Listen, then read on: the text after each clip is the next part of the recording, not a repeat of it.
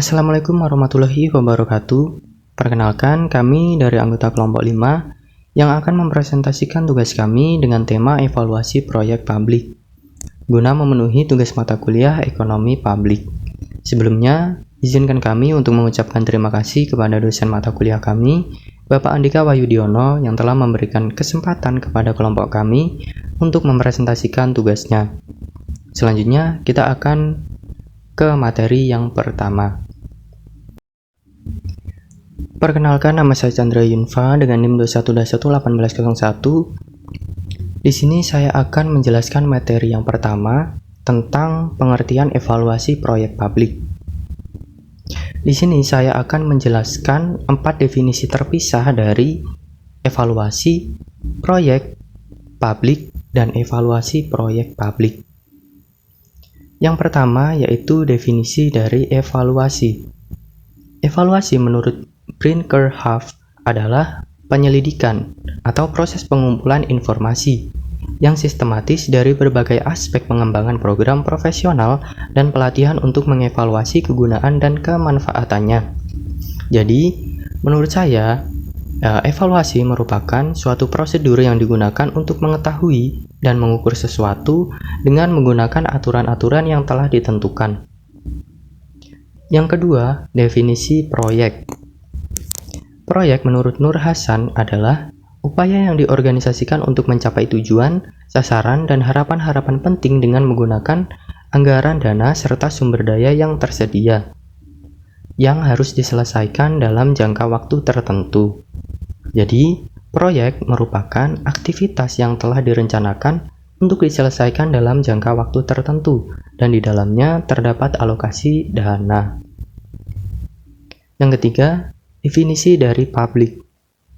Publik menurut Frank Jeffkins adalah sekelompok atau orang-orang yang berkomunikasi dengan suatu organisasi baik secara internal maupun eksternal. Jadi menurut saya, publik itu merupakan sekelompok orang atau individu yang masing-masing memiliki kepentingan dalam hubungan antar manusia. Jadi terjadi interaksi di dalamnya. Dan yang keempat, sekaligus yang terakhir, adalah definisi dari evaluasi proyek publik. Evaluasi proyek publik adalah strategi yang digunakan untuk menentukan keberhasilan dan dampak proyek, program, ataupun kebijakan. Jadi, menurut saya, evaluasi proyek publik itu merupakan penilaian tentang layak atau tidaknya suatu proyek publik yang dibangun dalam jangka waktu tertentu. Untuk materi selanjutnya akan dilanjutkan oleh teman saya, yaitu Sylvia. Silakan. Baik, saya akan melanjutkan penjelasan pemaparan materi dari teman saya sebelumnya. Evaluasi proyek publik berfungsi untuk menghindari pemilihan proyek yang akan merugikan kepentingan masyarakat secara keseluruhan dan menentukan proyek yang akan dilaksanakan sesuai dengan tersedianya dana prioritas proyek yang memberikan keuntungan atau manfaat terbesar. Dalam studi tentang evaluasi, banyak sekali dijumpai metode-metode evaluasi dengan format atau sistematika yang berbeda. Sekalipun dalam beberapa metode ada juga yang sama. Ada banyak metode evaluasi program yang dikembangkan oleh para ahli yang dapat diwakai untuk mengevaluasi program. Model-model tersebut diantaranya yang pertama yaitu ada discrepancy model atau evaluasi model kesenjangan. Menurut Profus adalah untuk mengetahui tingkat kesesuaian antara standar yang sudah ditentukan dalam program dengan kinerja sesungguhnya dari program tersebut. Baku adalah standar adalah kriteria yang ditetapkan, sedangkan kinerja adalah hasil pelaksanaan program. Sedangkan kesenjangan yang dapat dievaluasi dalam program pendidikan meliputi yang pertama, kesenjangan antara rencana dengan pelaksanaan program. Yang kedua, kesenjangan antara yang diduga atau diramalkan akan diperoleh dengan yang benar-benar direalisasikan. Yang ketiga, kesenjangan antara status kemampuan dengan standar kemampuan yang ditentukan. Yang keempat yaitu kesenjangan tujuan. Yang kelima, kesenjangan mengenai bagian program yang dapat diubah. Dan yang keenam, kesenjangan dalam sistem yang tidak konsisten. Oleh karena itu, model evaluasi ini memiliki 5 tahap, yaitu desain, instalasi, proses, produk, dan membandingkan. Yang kedua yaitu model CIPP. CIPP sendiri itu konteks, input, proses, dan produk. Merupakan model evaluasi di mana evaluasi dilakukan secara keseluruhan sebagai suatu sistem.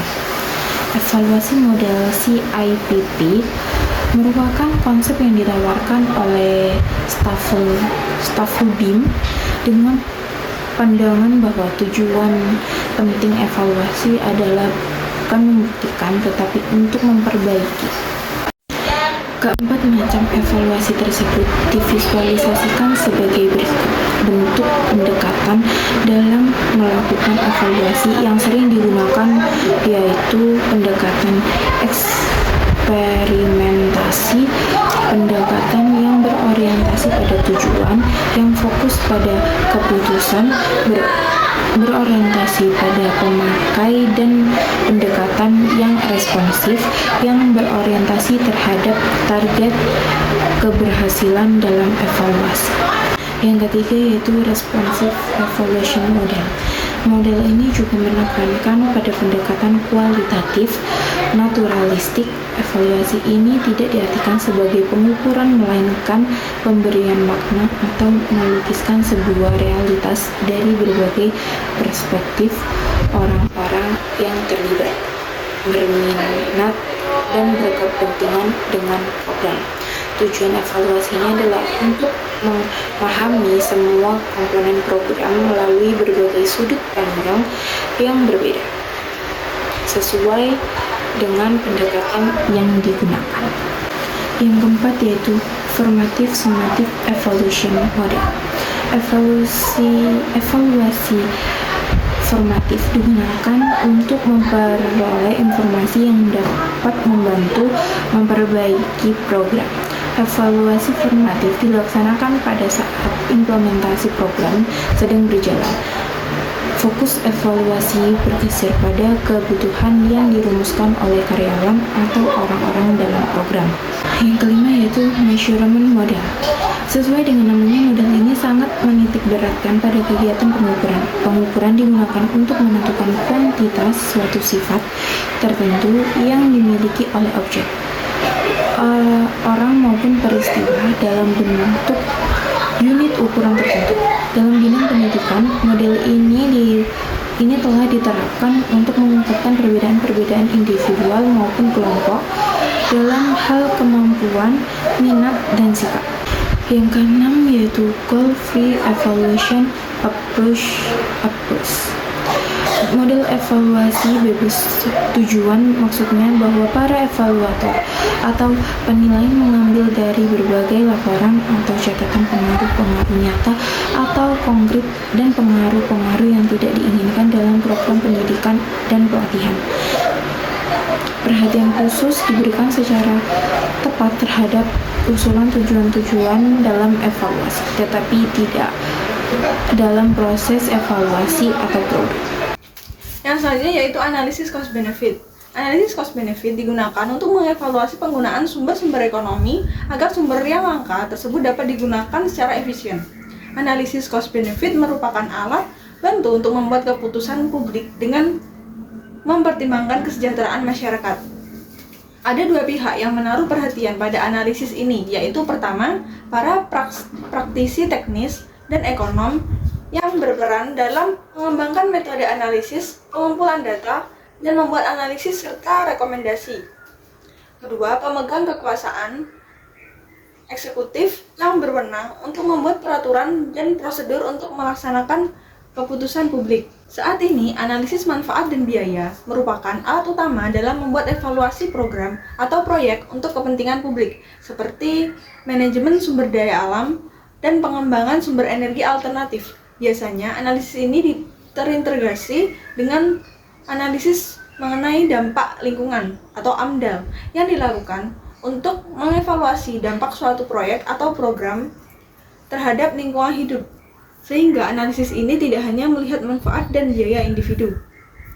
Penerapan analisis ini banyak digunakan oleh para investor dalam upaya mengembangkan bisnisnya. Terkait dengan hal ini, maka analisis manfaat dan biaya dalam pengembangan investasi hanya didasarkan pada rasio tingkat keuntungan dan biaya yang akan dikeluarkan, atau dalam kata lain, penekanan yang digunakan adalah pada rasio finansial atau keuangan. Sebenarnya, secara sederhana, analisis manfaat biaya merupakan analisis yang digunakan untuk mengetahui besaran keuntungan atau kerugian serta kelayakan suatu proyek. Dalam perhitungannya, analisis ini memperhitungkan biaya serta manfaat yang akan diperoleh dari pelaksanaan suatu program atau proyek. Dalam analisis cost benefit, perhitungan manfaat serta biaya merupakan satu kesatuan yang tidak dapat dipisahkan. Pengertian cost dan benefit dalam analisis evaluasi proyek berbeda persepsinya dengan perhitungan dalam analisis keuangan secara umum. Perhitungan biaya suatu proyek harus dilakukan dengan memperhitungkan biaya alternatif dari penggunaan sumber ekonomi. Sedangkan dalam menghitung manfaat dan biaya program proyek harus dilihat secara luas pada manfaat dan biaya sosial dan tidak hanya pada individu saja. Penilaian risiko dalam evaluasi proyek publik. Risiko adalah variasi dalam hal-hal yang mungkin terjadi secara alami atau kemungkinan terjadinya peristiwa di luar yang diharapkan yang merupakan ancaman terhadap properti dan keuntungan finansial akibat bahaya yang terjadi. Menurut Rahayu 2001, secara umum adapun jenis risiko. Risiko-risiko yang terdapat pada proyek konstruksi sangat banyak, namun tidak semua risiko-risiko tersebut perlu diprediksi dan diperhatikan untuk memulai suatu proyek karena hal itu akan memakan waktu yang lama. Oleh karena itu, pihak-pihak di dalam proyek konstruksi perlu untuk memberi prioritas pada risiko-risiko yang penting yang akan memberikan pengaruh terhadap keuntungan proyek. Menurut Flanagan dan Norman 1993, risiko-risiko dalam proyek konstruksi adalah 1. Penyelesaian yang gagal sesuai desain yang telah ditentukan atau penetapan waktu konstruksi. Yang kedua, kegagalan untuk memperoleh gambar perencanaan, detail perencanaan atau izin dengan waktu yang tersedia. Yang ketiga, kondisi tanah yang terduga dan cuaca yang sangat buruk. Yang keempat, pemogokan tenaga kerja dan kenaikan harga yang tidak terduga untuk tenaga kerja dan bahan. Yang kelima, kecelakaan yang terjadi di lokasi yang menyebabkan luka yang ditimbulkan dan kemungkinan pengalihan risiko kepada pihak lain atau mengurangi risiko yang terjadi. Manajemen risiko adalah semua rangkaian kegiatan yang berhubungan dengan risiko, yaitu perencanaan planning, penilaian assessment, penanganan handling, dan pemantauan monitoring. Yang pertama, identifikasi risiko, fisik kerugian atau kerusakan akibat kebakaran, gempa bumi, banjir, kecelakaan, dan tanah longsor. Yang kedua, lingkungan, kerusakan ekologi, polusi, dan pengolahan limbah, penyelidikan keadaan masyarakat. Yang ketiga, perencanaan teknologi baru, aplikasi baru, ketahanan uji, dan keselamatan. B. Rincian ketelitian dan kesesuaian spesifikasi. C. Risiko perencanaan yang timbul dari pengukuran dan penyelidikan. D. Kemungkinan perubahan terhadap rancangan yang telah disetujui. E. Interaksi rancangan dengan metode konstruksi. 4. Logistik. A. Kehilangan atau kerusakan material dan peralatan dalam perjalanan. B. Ketersediaan sumber daya khusus. C. Pemisahan organisasi. 5. Keuangan, ketersediaan dana dan kecukupan asuransi. B. Penyediaan aliran kas yang cukup. C. Evaluasi risiko menurut Dunfield dan Trigunarsyah. Evaluasi risiko pada suatu proyek tergantung pada probabilitas terjadinya risiko tersebut, frekuensi kejadian, dampak dari risiko tersebut bila terjadi. Alokasi risiko. Alokasi risiko seringkali merupakan permasalahan yang sulit. Pertanggungjawaban atas suatu risiko membawa kemungkinan untuk mendapatkan keuntungan atau kerugian. Secara tradisional, para pemilik proyek telah mencoba memindahkan sebanyak mungkin risiko kepada pihak lain, dan yang umumnya penerima risiko dalam tahapan konstruksi suatu proyek adalah kontraktor, dan kontraktor seringkali memindahkan risiko yang diterimanya kepada subkontraktor atau perusahaan asuransi. Biaya proyek secara keseluruhan akan meningkat apabila risiko proyek tidak dialokasikan kepada pihak yang memiliki kendali terhadap risiko tersebut. Jika kontraktor harus bertanggung jawab terhadap seluruh risiko konstruksi dari suatu proyek, ada dua pilihan terjadi untuk mendapatkan kompensasi terhadap tanggung jawab ini, yaitu satu, menaikkan nilai penawaran awal untuk menciptakan imbalan yang sesuai. Yang kedua, dari risiko tersebut pada penawaran awal dengan memberikan batasan atau kualitas tertentu atau mengajukan perubahan lingkup kerja jika dan bila terjadi hal-hal yang tidak menguntungkan. Penanganan risiko sebaiknya dimulai pada tahapan awal proyek dengan tujuan alokasi risiko kepada pihak-pihak yang memiliki kendali terhadap risiko terkait pada setiap tahapan proyek. Potensi keuntungan bagi pemilik dana harus sepadan dengan tingkat risiko yang dihadapi pemerintah. Respon risiko adalah tindakan penanganan yang dilakukan terhadap risiko yang mungkin terjadi. Risiko-risiko penting yang sudah diketahui perlu ditindaklanjuti dengan respon yang dilakukan oleh kontraktor dalam menangani risiko tersebut. Metode yang dipakai dalam menangani risiko. Menurut Flanagan, Norman menahan risiko risk retention merupakan bentuk penanganan risiko yang mana akan ditahan atau diambil sendiri oleh suatu pihak. Biasanya cara ini dilakukan apabila risiko yang dihadapi tidak mendatangkan kerugian yang terlalu besar atau kemungkinan terjadi kerugian itu kecil atau biaya dikeluarkan menanggulangi risiko tersebut tidak terlalu besar dibandingkan dengan manfaat yang akan diperoleh.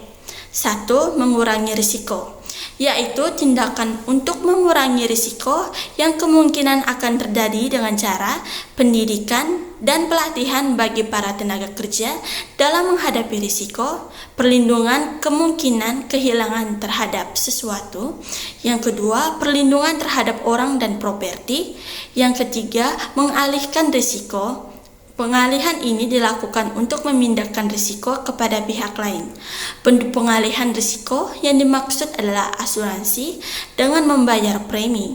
Keempat, menghindari risiko.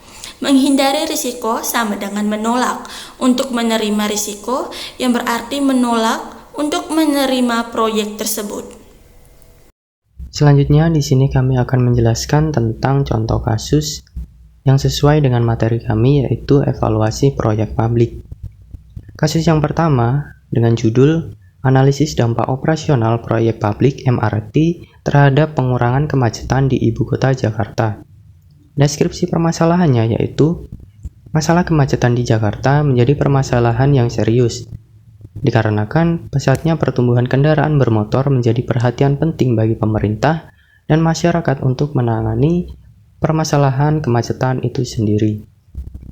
Nah, solusi dari permasalahan ini yaitu pemerintah harus mengevaluasi sekaligus memaksimalisasi penggunaan transportasi umum seperti MRT.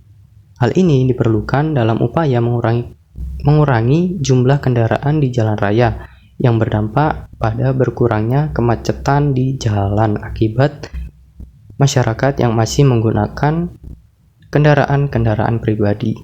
Untuk kasus selanjutnya yaitu berjudul Ketidakadilan Pembangunan Infrastruktur menjadi dasar timbulnya konflik vertikal antara pemerintah pusat, pemerintah daerah, dan masyarakat di Indonesia.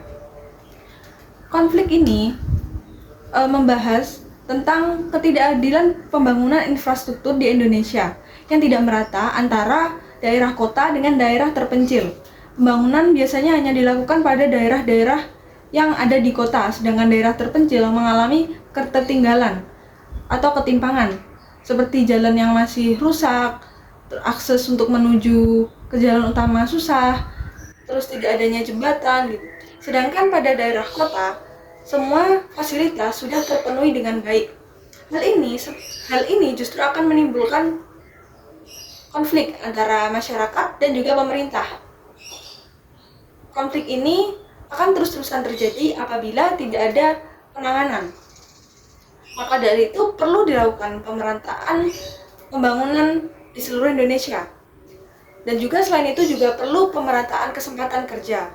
Dan juga bisa mengupayakan program transmigrasi. Dan juga percepatan pembangunan secara optimal. Pembangunan daerah terpencil harus diutamakan karena di sana juga banyak masyarakat yang akan melakukan kegiatan sehari-harinya. Ekonomi Indonesia akan berjalan dengan lancar apabila pembangunan juga merata. Di daerah terpencil apalagi terdapat banyak sumber daya alam yang mumpuni yang dapat menyokong perekonomian Indonesia.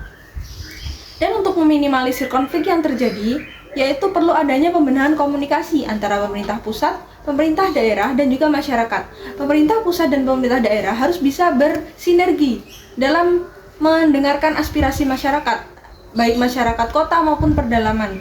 Jadi, pembangunan akan terlaksana dengan merata.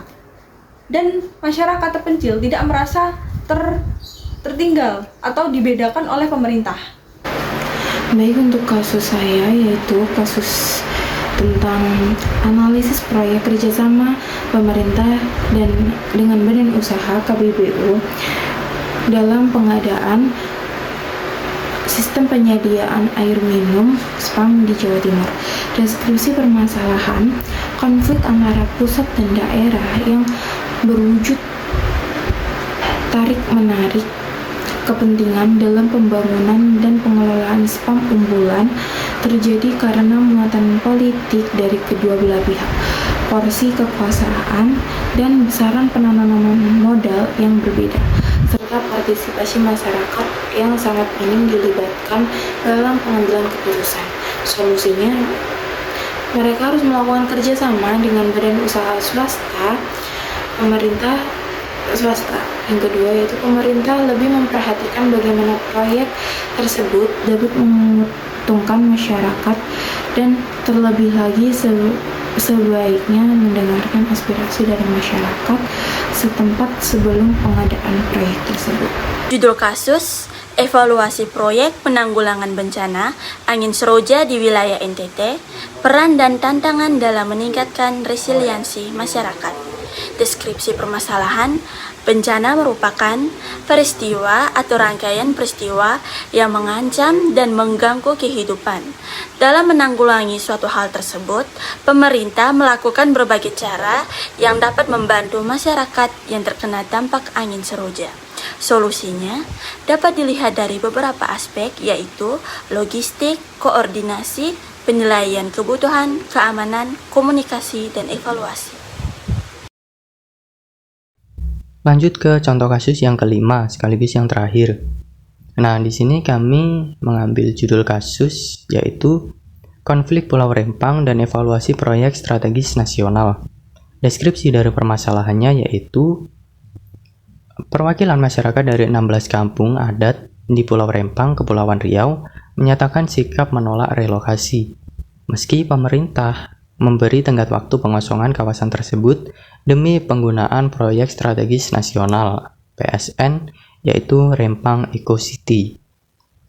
Nah, solusi dari permasalahan ini menurut kami pemerintah harus mengevaluasi beberapa hal, yaitu membangun komunikasi yang baik dengan masyarakat, pemerintah yang harus transparan, serta sosialisasi yang harus digencarkan.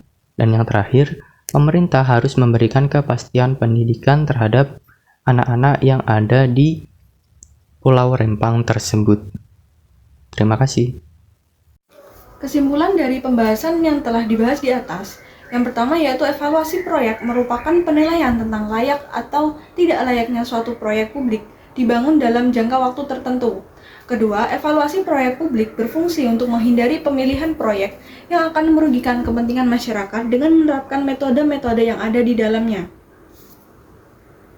Yang ketiga, analisis manfaat biaya merupakan analisis yang digunakan untuk mengetahui besaran keuntungan atau kerugian serta kelayakan suatu proyek. Yang keempat, penilaian risiko adalah hal-hal yang mungkin terjadi secara alami atau kemungkinan terjadinya peristiwa di luar yang diharapkan merupakan ancaman terhadap properti dan keuntungan finansial akibat bahaya yang terjadi. Yang kelima, beberapa kasus yang ada menunjukkan bahwa pemerintah harus lebih memaksimalkan penerapan metode evaluasi proyek publik, baik pada proyek yang akan, sedang, maupun yang telah berjalan, sehingga masyarakat dapat merasakan dampak yang signifikan terhadap pembangunan yang dilakukan oleh pemerintah, terutama dalam upaya memperbaiki kondisi perekonomian masyarakat itu sendiri. Baik, itu tadi adalah pemaparan materi dari kelompok 5 yang berjudul evaluasi proyek publik. Sekian dari kelompok 5, kurang lebihnya mohon maaf. Wassalamualaikum warahmatullahi wabarakatuh.